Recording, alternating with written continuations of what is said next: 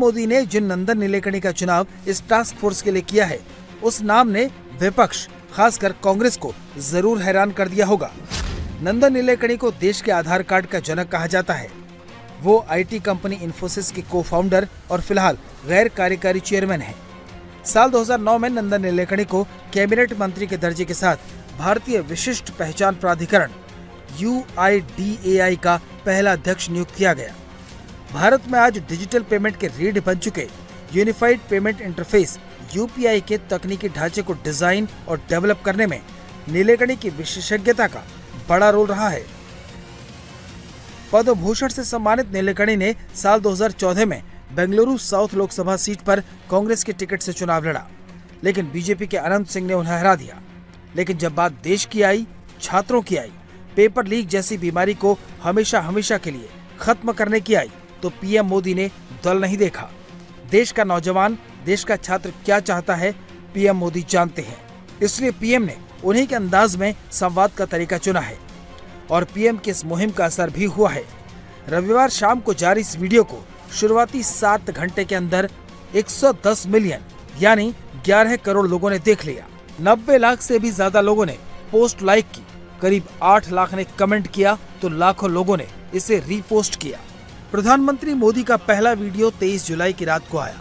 शुरुआती घंटों में ही इसने रिकॉर्ड बना दिया। 24 घंटे में 30 करोड़ से ज्यादा व्यूज का वर्ल्ड रिकॉर्ड बन गया। उसके बाद अगला वीडियो 24 जुलाई शुक्रवार देर रात आया, जिसमें पीएम मोदी ने सुझावों के लिए धन्यवाद दिया। तीसरा वीडियो रविवार शाम को आया है, जिसमें पीएम ने बताया है कि वो मामले का हर लीक बंद करके रहेंगे। फ्रेंड्स, विद्यार्थियों के भविष्य के लिए भारत सरकार लगातार अनेकविध कदम उठा रही है। जिन लोगों ने विद्यार्थियों के भविष्य के साथ खिलवाड़ किया, वे जेलों में सड़ रहे हैं। हमने फास्ट ट्रैक कोर्ट बना चुके हैं। हम कल पार्लियामेंट के अंदर भी कठोर कानूनों के प्रावधान के साथ नया कानून बनाने की दिशा में भी आगे बढ़ रहे हैं। लेकिन हमें भविष्य के लिए सोचना है। हमारी परीक्षा पद्धति विश्वस्त हो, हमारी परीक्षा पद्धति ट्रांसपेरेंट हो, हमारी परीक्षा पद्धति में सबसे ज्यादा अब टेक्नोलॉजी का उपयोग हो।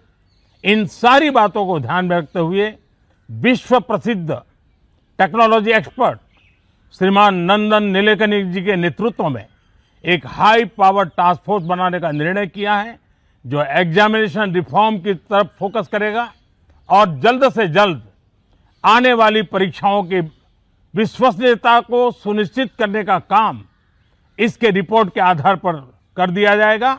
बहुत बहुत धन्यवाद। केंद्र सरकार परीक्षा सुधारों पर दिए गए सुझावों को गंभीरता से ले रही है। यही वजह है कि जंतर मंतर पर धरना कर रहे छात्रों से संवाद कायम करके उनकी मांगे तो मान ही गई। अब सरकार एक कदम आगे बढ़कर हर वो उपाय कर रही है जिससे पेपर लीक में कोई गुंजाइश न रहे। लेकिन विपक्ष को इस टास्क फोर्स में भी राजनीति दिख रही है। पहले कर देते, अब तो घुटने टेक दिया है, सरेंडर कर गए। पहले बार मोदी जी सरेंडर किए हैं, तो इनको तो बनाना ही था, लेकिन दबाव में बना। तो एक मैसेज है जरूर देश में गया है कि ये सरकार दबाव के बगैर, आंदोलन के बगैर कोई चीज मानती नहीं है। प्रधानमंत्री जी हड़बड़ाहट में और जन दबाव में सब फैसले कर रहे हैं। ये जो कमेटी बनी है, मेरा आग्रह है कि हिंदुस्तान के जो शिक्षाविद हैं, शिक्षा विशेषज्ञ हैं, उन सबसे सलाह मशवरा किया जाए कि किस तरह से स्थिति पर नियंत्रण लाया जाए।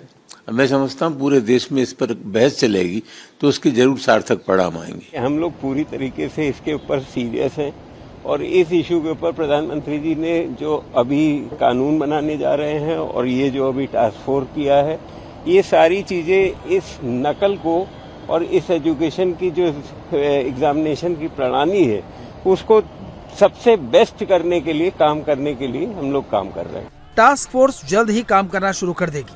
आज संसद में बिल आ रहा है। सरकार को उम्मीद है कि विपक्ष इसमें सहयोग करेगा और देश के करोड़ों छात्रों को फुल प्रूफ एग्जाम सिस्टम मिल जाएगा।